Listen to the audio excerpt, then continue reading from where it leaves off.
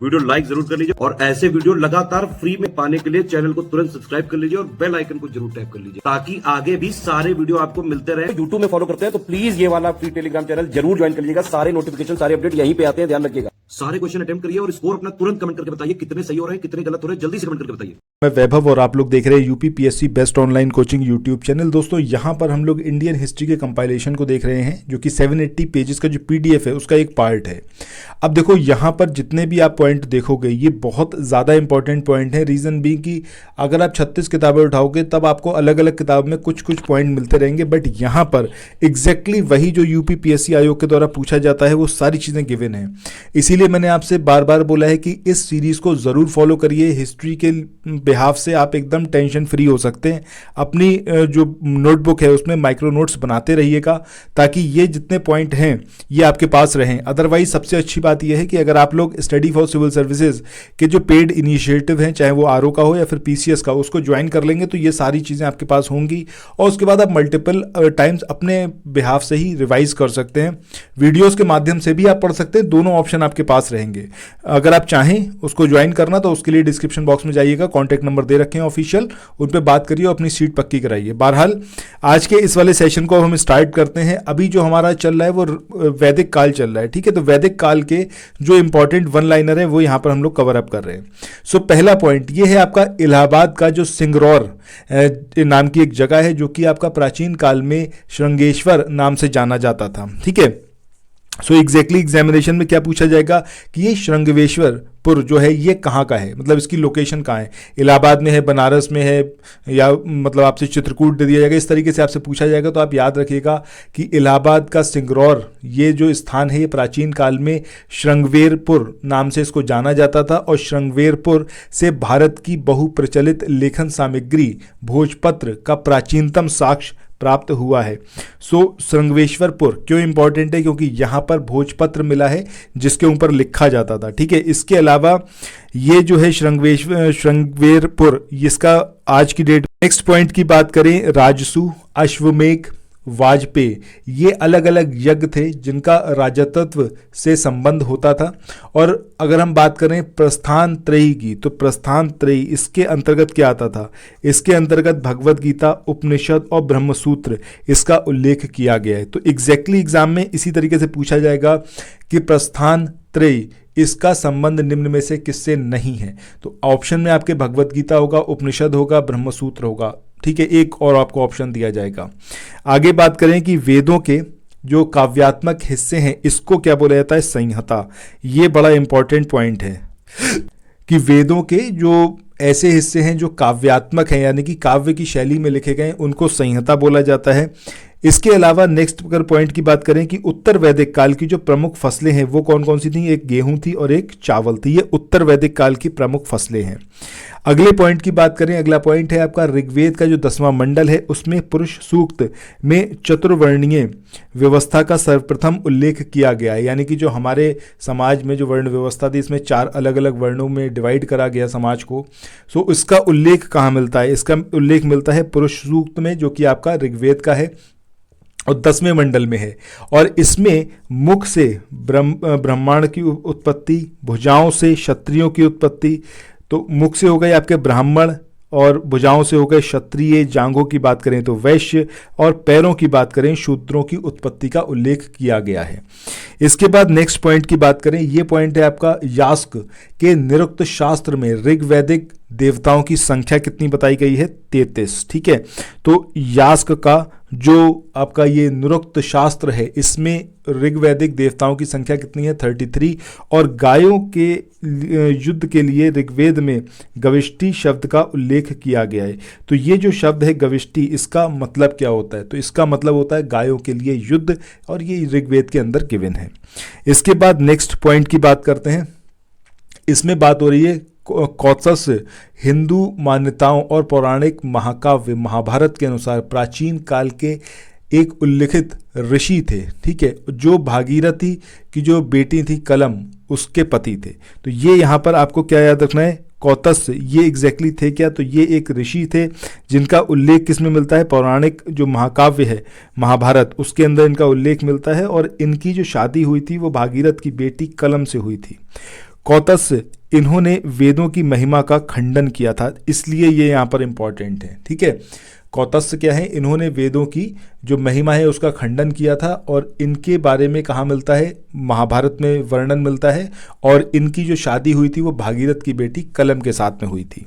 Next point की बात करें, इस पॉइंट में बात हो रही है कि तो आगे चले नेक्स्ट क्वेश्चन को देखें। इससे पहले कुछ एक इन्फॉर्मेशन है आप लोगों के लिए जो बहुत इंपॉर्टेंट है। अगर आप लोग उत्तर प्रदेश पीसीएस की तैयारी कर रहे हैं, आप आरओ की तैयारी करना चाहते हैं, बीईओ की तैयारी करना चाहते हैं, इन तीनों एग्जाम की अगर आप तैयारी करने चाहते हैं तो स्टडी फॉर सिविल सर्विसेज के कोर्सेज को आप ज्वाइन कर सकते हैं कंप्लीट तैयारी के लिए। ये वन स्टॉप डेस्टिनेशन है, यहाँ पर आपको सब कुछ मिलेगा, जिसमें स्टडी मटेरियल रहेगा, टेस्ट सीरीज रहेंगी, पेड क्विज रहेंगी, सब कुछ आपको एक ही जगह पर मिलेगा, और ये सब कुछ सफिशिएंट होगा आपके एग्जाम को क्रैक करने के लिए, एग्जाम को निकालने के लिए। लेटेस्ट ग्रुप स्टार्ट हो चुके हैं, और उन ग्रुप में आपको एडमिशन लेने के लिए सिंपली जो ये नंबर मैं आपकी स्क्रीन पर लिख रहा हूँ, इन नंबर्स पर आप कॉल कर सकते हैं। 8564880530, इस नंबर पर आप संपर्क कर सकते हैं। इसके अलावा 9696066089, इस नंबर पर कांटेक्ट कर सकते हैं, या फिर आप 7523864455, इन तीनों में से किसी भी नंबर पर कॉल करके आप हमसे संपर्क कर सकते हैं, और ये लेटेस्ट ग्रुप जो है इसमें आप एडमिशन ले सकते हैं। ऋग्वेद में मित्र और वरुण, ये जो देवता हैं, ये सहस्त्र स्तंभों वाले भवन में निवास करते हुए हैं वर्णित है। मतलब इनका वर्णन इस तरीके से किया गया है, मित्र और वरुण का, ये जो दो देवता हैं जो कि ऋग्वेद के हैं, ये सहस्त्र स्तंभों वाले एक भवन के अंदर निवास करते हैं, और वरुण को नैतस्व गोवा कहा गया है। ठीक है, तो ये भी याद रखना है, ऋतस्व गोवा कहा गया है वरुण को। और वहीं शुल्व सूत्र, ये जो शुल्व सूत्र है, इसकी अगर हम बात करें तो इसमें भारतीय गणित का सर्वप्रथम साक्ष्य मिलता है। मेरु, ये ब्रह्मांडिकी का संबंध जो है बौद्ध धर्म की महायान शाखा से है। सो ये भी यहाँ पर याद रखना है, बौद्ध धर्म की महायान शाखा से रिलेशन है मेरु ब्रह्मांडिकी का। इसके बाद आगे बढ़ते हैं, नेक्स्ट पॉइंट की बात करते हैं। इस पॉइंट में यहाँ पर बोला गया है कि वेदों की ध्वनि जो है उच्चारण कहा जाता है, वेदों को ध्वनि उच्चारण कहा जाता है, और भारतीय परंपरा में वेदों को अपौरुषेय कहा गया है। क्या बोला गया है? अपौरुषेय।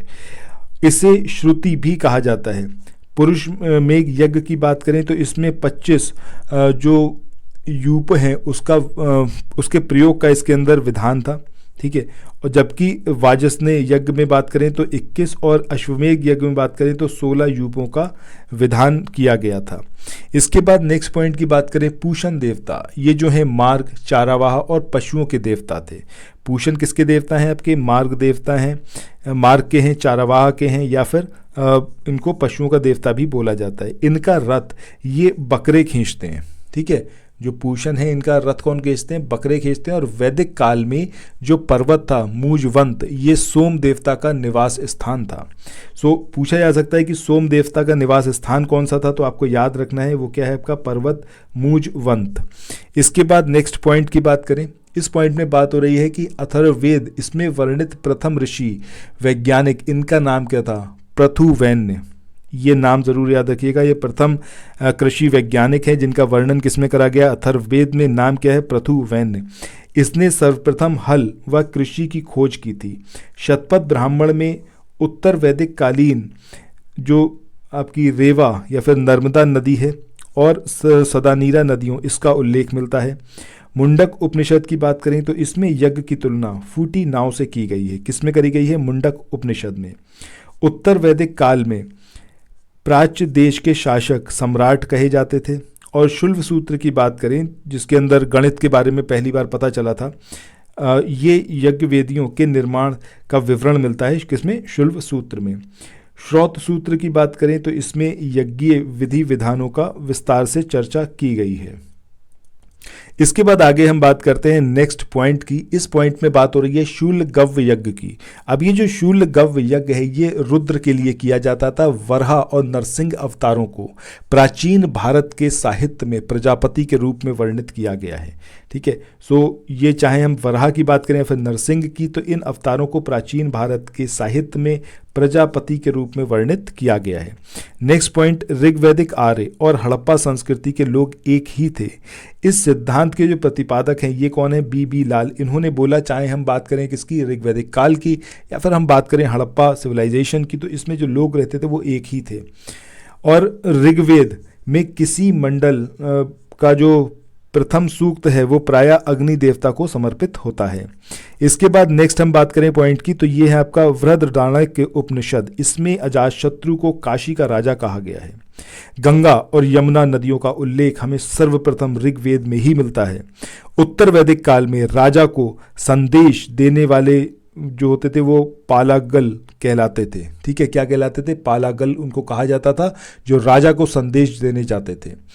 इसके बाद नेक्स्ट पॉइंट की बात करें, ये बड़ा इंपॉर्टेंट है, दशराग यज्ञ के बारे में। दशराग यज्ञ यानी कि 10 राजाओं का युद्ध हुआ कहाँ, पारुश्रणी नदी जो कि आधुनिक रावी रिवर है, यहाँ इसके तट पर लड़ा गया, और जिसमें भरतों के राजा जो सुदास थे इनकी विजय हुई थी।